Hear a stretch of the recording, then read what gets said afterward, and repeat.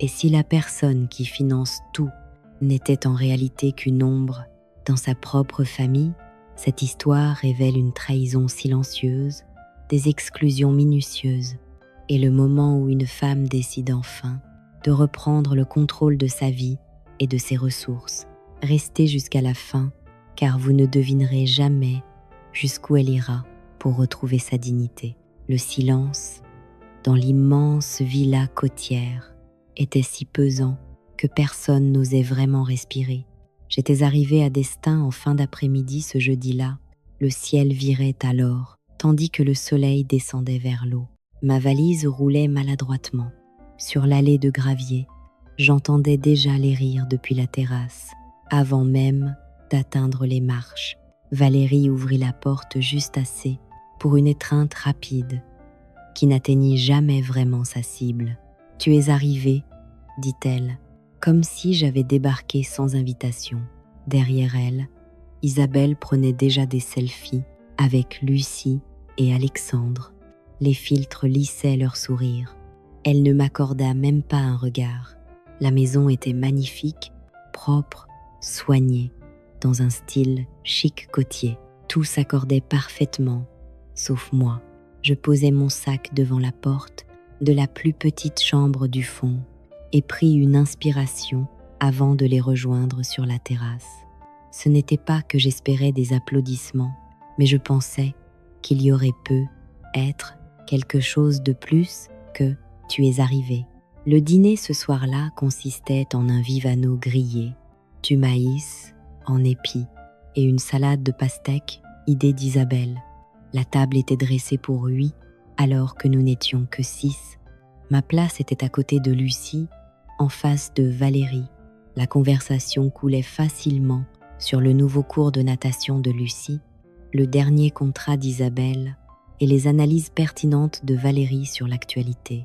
Je hochais la tête au bon moment, proposais de passer le beurre et souriais un peu trop au milieu du récit hilarant d'Isabelle à propos d'un quiproquo à l'aéroport. Valérie se tourna soudain vers moi, sa serviette pliée impeccablement sur ses genoux. Sa voix était mielleuse. « Ce voyage n'est pas centré sur toi, Élise, » dit-elle, en tranchant l'atmosphère de la table. « S'il te plaît, ne le rends pas personnel. » La table tomba dans un silence étrange. Personne ne sursauta, personne ne prit ma défense. Les fourchettes continuaient de bouger, les verres tintaient. Même Lucie baissa simplement les yeux dans sa limonade, comme si elle espérait qu'elle l'engloutisse. Je réussis à esquisser un demi-sourire, mordi dans un morceau de maïs, qui n'avait soudain plus aucun goût, et hochai la tête comme si j'étais d'accord. Je ne parlais plus pour le reste du repas. Je ne faisais pas confiance à ce qui pourrait sortir. Cette nuit-là, je fixais les pales du ventilateur au plafond, comptant leur rotation, jusqu'à perdre le fil. Le lendemain matin, la maison bourdonnait de projets. Valérie avait disposé des t-shirts assortis pour la famille, bleu marine, avec « Semaine à la plage 2024 » imprimé en cursive sur la poitrine. Je trouvais le mien, encore dans le sac de course, plié soigneusement sur le comptoir. Un post-it collé sur le plastique indiquait « Élise ». Quand je le levai, Valérie rit. « Ils ont du mal orthographier ton nom, chérie. Tu sais comment est la technologie. » Personne d'autre ne sembla le remarquer ou s'en soucier. Nous marchâmes ensemble jusqu'au ponton. Isabelle tenait la main de Lucie. Alexandre portait la glacière et je suivais derrière avec les serviettes. Un jeune homme gérant les tours du matin s'approcha avec un clipboard. « Vous êtes avec la famille Moreau ?» demanda-t-il, en balayant le groupe du regard. Avant que je puisse répondre, Valérie sourit et dit « Oh, elle nous accompagne juste comme ça ?» L'homme hocha la tête, comme si cela expliquait tout, et se tourna pour compter les gilets de sauvetage. Je restais là, clignant des yeux. Le vent poussait mes cheveux dans ma bouche. Personne ne se retourna. Je restais en arrière pendant qu'il montait à bord du bateau, prétextant une légère migraine. Valérie hocha la tête, sans rien proposer de plus. Sur le chemin du retour seul, Mes sandales frottèrent des ampoules sur mes talons, et ma gorge brûlait d'avoir tant retenu mes mots. J'ai payé le dépôt de la location, murmurai-je à voix haute, la voix se brisant dans l'air marin, mais je ne confrontais personne. Pas encore. Au lieu de cela, je préparais du café, m'assis sur la balancelle de la terrasse et regardais le ciel passer du vert d'eau au bleu clair, tandis que le soleil montait plus haut. C'est seulement le premier jour, me dis-je. Peut être que demain sera mieux, mais même moi, je n'y croyais plus. Cette nuit-là, je ne dormis pas. Je rédigeais une lettre qui transformait le silence en un son qu'il ne pourrait ignorer. Le message commençait doucement, puis devenait ferme. Ma chérie, je sais qu'ils te font sentir que tu n'es pas nécessaire, mais je t'ai vue, je t'ai toujours vue. Nous nous assîmes pour le déjeuner le lendemain, dans un endroit au bord de l'eau, avec des tables de pique-nique, des parasols flottant dans la brise, et l'odeur d'huîtres frites flottant dans l'air salé. Isabelle avait choisi l'endroit, très local, très authentique, dit-elle, avec l'assurance de quelqu'un qui avait simplement consulté des avis en ligne. Le serveur apporta l'addition sans demander qui payait. C'est alors qu'Isabelle, joyeuse comme toujours, annonça assez fort pour que les tables voisines entendent.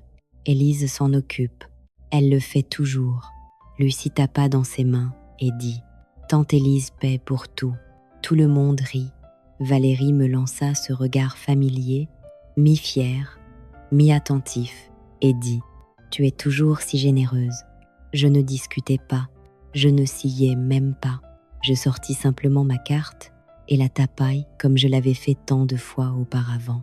L'écran afficha un montant important. Je me dis que cela n'avait pas d'importance. Je me dis que ce n'était que le déjeuner. Je me dis que j'étais incluse, mais cela ressemblait davantage à payer un loyer pour une place à leur table.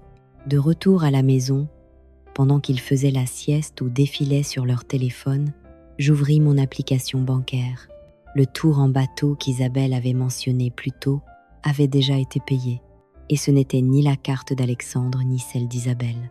C'était la mienne, un débit important libellé, Charter Moreau. J'avais donné à Valérie l'accès à ma carte de secours, il y a 2 ans, en cas d'urgence. Apparemment, maintenir les escapades du couple d'Isabelle comptait comme une urgence. Cette nuit-là, pendant que tout le monde se réunissait sur la terrasse pour jouer aux cartes, Isabelle publia un collage sur son fil social. La famille, c'est tout. C'était un carrousel de moments ensoleillés. Eux riant au déjeuner, faisant du vélo le long de la promenade, s'enlaçant sur le ponton. La photo la plus aimée montrait tout le monde à table en train de porter un toast. Je n'y étais pas. J'avais pris la photo. Un commentaire apparut sous le post. « Où est Élise ?» Il resta visible pendant 30 secondes avant de disparaître. J'ajoutais le mien. Juste une ligne. Juste assez. Les photographes ne comptent pas, je suppose. Il disparut en quelques minutes. Pas de réponse, pas d'appel, juste plus de cœurs et d'émojis applaudissants, de la part de gens qui ne savaient pas mieux. Je quittais la terrasse discrètement, marchais jusqu'au bord de la plage derrière la maison. Le vent sentait la crème solaire et la marée basse. La lune flottait au-dessus de l'eau, comme si elle gardait un secret. Je m'assis sur la balancelle et ouvris le groupe de discussion familiale. Des dizaines de messages que je n'avais pas vus, des plans dont je n'étais pas incluse, des blagues internes, des notes vocales de Lucie, un mème que Valérie ne comprenait pas mais riait quand même.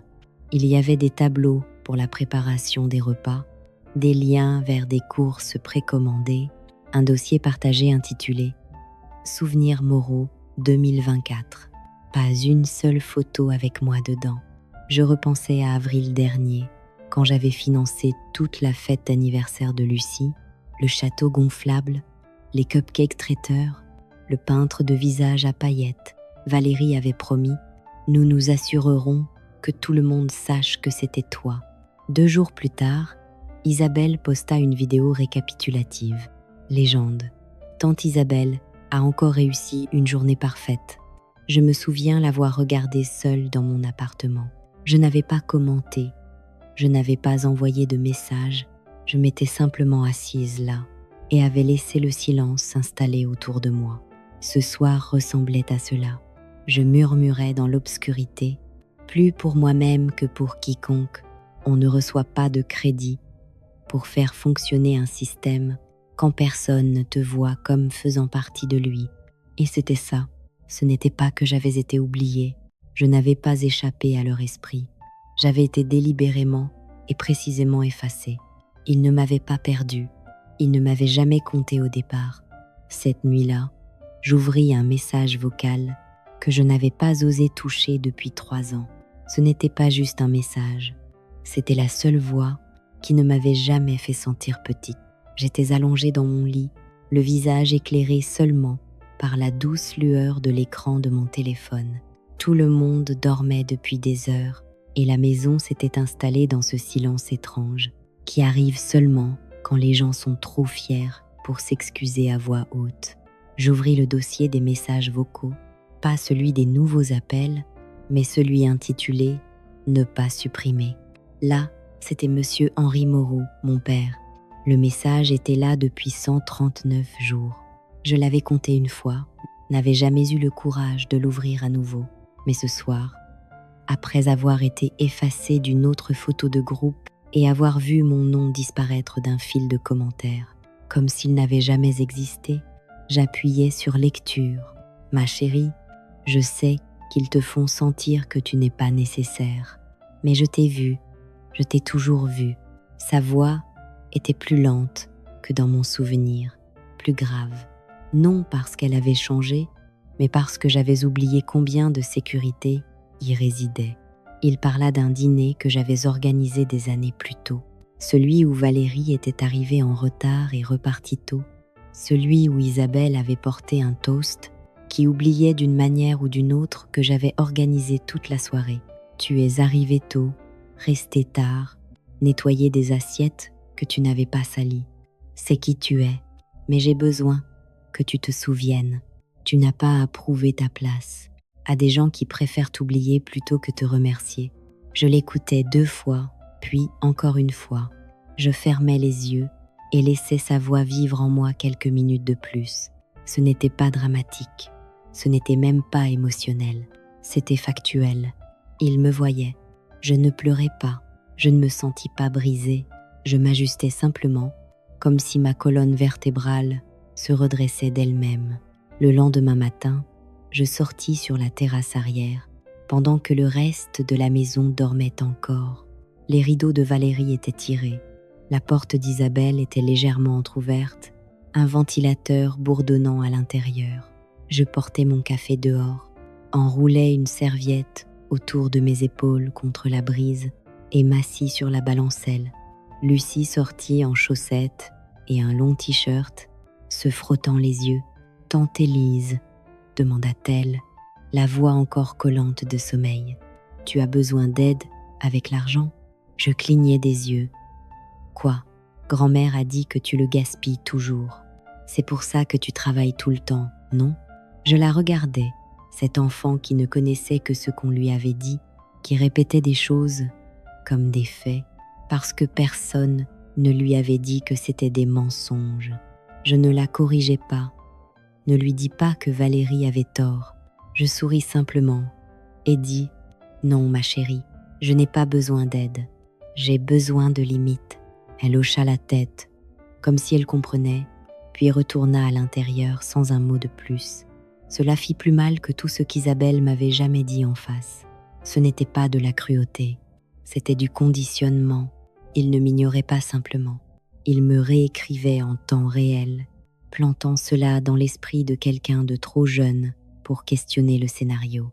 Plus tard, après l'agitation matinale, et pendant que tout le monde se préparait pour une autre activité de lien surprogrammée, je partis marcher le long du rivage. Je n'emportais pas mon téléphone, juste moi et le vent. Je pensais à combien de fois je m'étais réécrite pour m'adapter, combien j'avais mordu ma langue si fort que cela